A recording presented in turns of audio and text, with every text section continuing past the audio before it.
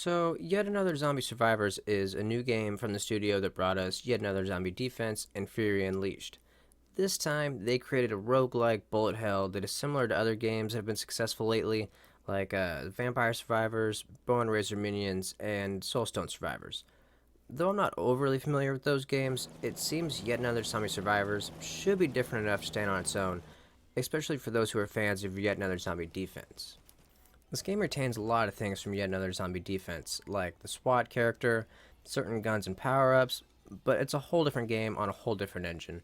It's not about how many nights you survive, it's about how many minutes, and in this demo, the goal is 10 minutes. Might not sound like a long time, but it certainly feels longer when you're playing. It only took me a handful of tries to get to the 10-minute mark, partially because I got better and learned the game, but also because you can purchase permanent upgrades with the money that you pick up on each attempt. You can start with more health, deal more damage, and run faster, among other stuff. The higher starting health seemed like the best, but they all help a lot. You can also permanently increase the rank of your different survivors, which unlocks new weapons and abilities. You start with 3 survivors, and the Huntress unlocks if you reach the 10-minute mark. In my experience, the tank is the best, including the Huntress, mainly because he has more health and an awesome secondary weapon. There are going to be 5 maps by the looks of it, but only one is playable now. It looks like each map will have several challenges, items, and maybe different variations unique to each area. I do really like how it keeps track of stats like time survived, but man, when that times played says 500, it'll really make me reflect on my life choices. Once you start the game, there are only a few zombies, and they're pretty weak. You don't shoot, reload, or even aim. You just move around and avoid damage. If you haven't played a game like this before, that might sound pretty boring, but it's not. Eventually there's going to be a ton of zombies, and weaving in between them becomes an art you have to master in order to win. Plus, the real fun comes from choosing your in-game upgrades.